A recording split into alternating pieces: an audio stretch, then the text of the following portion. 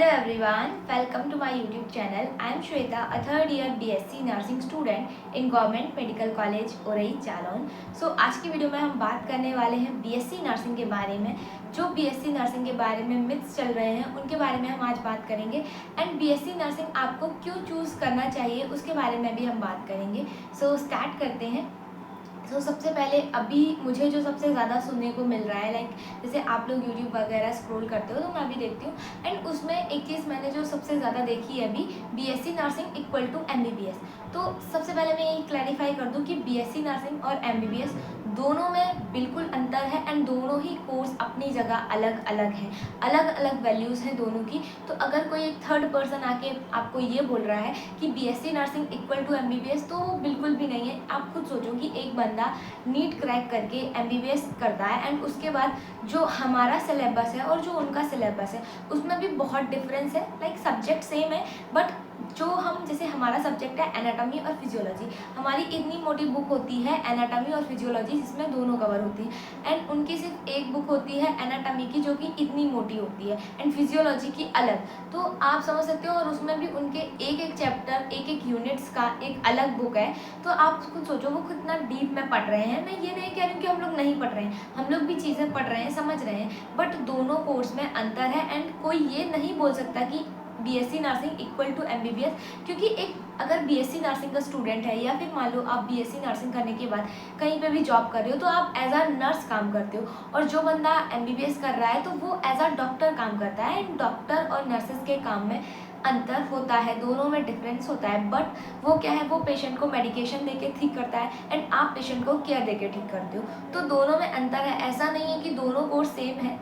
And देखो ये चीज़ बोलने का मतलब ये नहीं है कि BSc नर्सिंग एक इन्फीरियर कोर्स है या फिर MBBS जो है उसको मैं बहुत ज़्यादा ग्लोरीफाई कर रही हूँ. बट मैं सिर्फ ये बताना चाह रही हूँ कि दोनों अलग अलग हैं और अगर आप इसको अलग अलग समझोगे तो आपको ज़्यादा अच्छा लगेगा. लाइक अगर आप अभी से ऐसा सोच के चल रहे हो, यही सोच के BSc नर्सिंग कर रहे हो कि BSc nursing equal to MBBS, तो जब बाद में आप काम करोगे कहीं पर भी जाके या फिर जब आप सिर्फ पढ़ाई करोगे तो आपको मेडिकल कॉलेज में ही इतना ज़्यादा डिफरेंस देखने को मिल जाएगा कि आपका मोरल टूट जाएगा. तो इसीलिए आप ये चीज़ पहले से क्लैरिफाई करके चलो कि BSc नर्सिंग और MBBS दोनों में अंतर है, दोनों अलग कोर्स है, दोनों की अलग अलग डिमांड्स हैं और दोनों के अपने अलग अलग काम हैं. ठीक. और दूसरी चीज़ अभी मैंने एक इंस्टा पे रील देखी थी एंड उसमें ना एक नर्स होती है तो वो ये बोलती है कि भाई अगर मुझे ऑप्शन मिलता BSc नर्सिंग के अलावा कोई और कोर्स चूज़ करने का या फिर मुझे नर्स के अलावा कोई और ऑप्शन मिलता एज अ करियर चूज़ करने का तो मैं ज़रूर चूज़ करती. मेरी जो सैलरी है वो 1 लाख रुपए है बट यहाँ पे कोई इज्जत नहीं है एंड कुछ भी नहीं है, पता नहीं क्या क्या बोल रही थी वो. तो जितना मैंने देखा है और एक्सपीरियंस से अपने समझा भी है, लाइक अगर आप अभी आज की डेट में नर्सिंग इन्फ्लुएंसर्स को देखोगे तो वो लोग काफ़ी खुश हैं.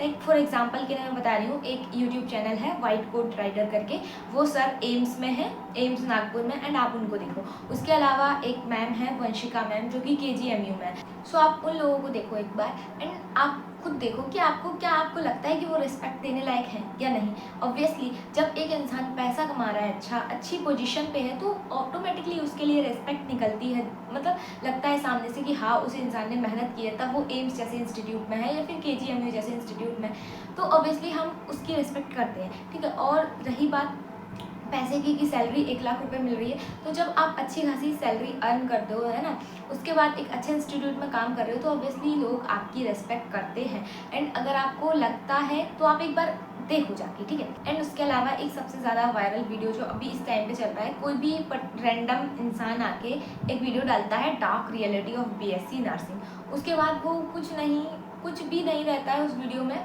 या फिर ऐसा रहता है कि I am regret choosing BSc nursing.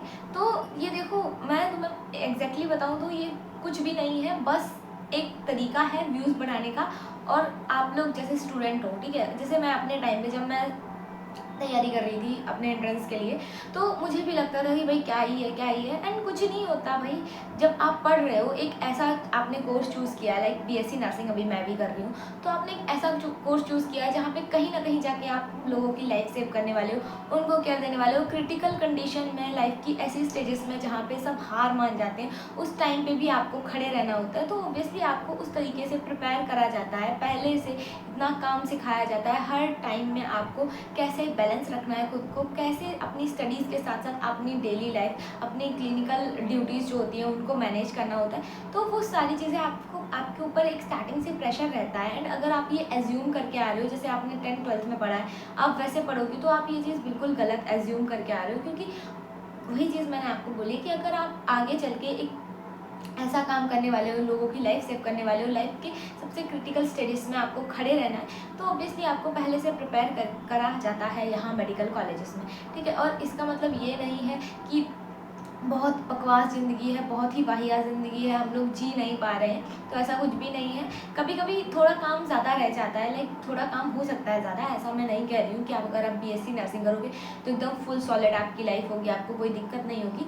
आपको मैनेज करनी पड़ेंगी चीज़ें, एंड टाइम मैनेज करना पड़ेगा, अपनी पढ़ाई मैनेज करनी पड़ेगी। बट एट द एंड आपको, जब आप कॉलेज में जाओगे तो वहाँ पे आपको मज़ा भी आएगा, हॉस्टल लाइफ होगी, कॉलेज लाइफ होगी, मतलब सब कुछ अच्छा हो सकता है अगर आप सारी चीज़ों को अच्छे से मैनेज कर लेते हो तो। प्रॉब्लम्स देखो, और ऐसा भी नहीं है कि अभी जैसे एम्स जैसे इंस्टीट्यूट की बात नहीं कर रही हूँ मैं, as a state government college की बात कर रही हूँ। हर स्टूडेंट, कोई भी बीएससी नर्सिंग का स्टूडेंट हो, उसके पास इतना टाइम मिल जाएगा कि वो दिन में 15 से 20 मिनट इंस्टाग्राम स्क्रॉल कर सकता है।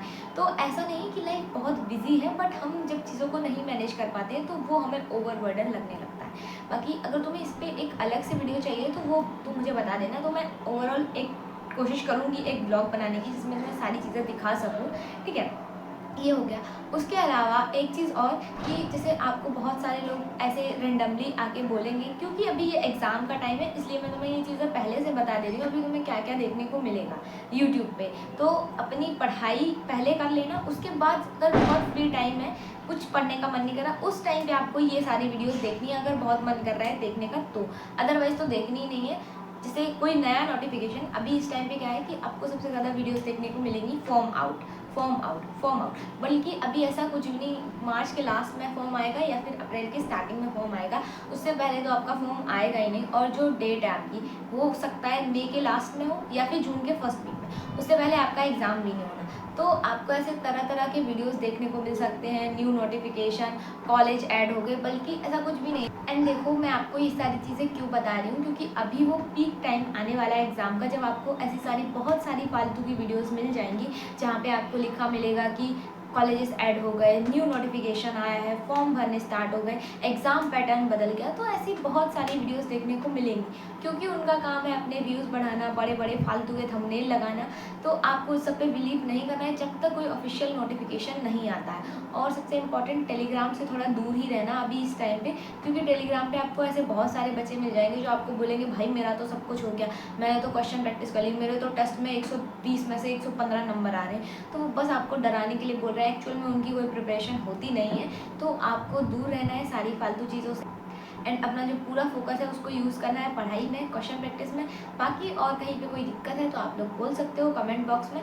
एंड इंपॉर्टेंट टॉपिक्स के वीडियोस आपको मिल जाएंगे चैनल पे। बाकी आप चाहो तो एक बार चैनल पे विजिट कर सकते हो, आपको आपकी ज़रूरत के मोस्टली वीडियोस मिल जाएंगे। जो नहीं है उसके लिए आप कमेंट कर सकते हो। सो मिलते हैं किसी नए वीडियो में नए टॉपिक के साथ, तब तक पढ़ाई करते रहो और टाइम वेस्ट नहीं करना है।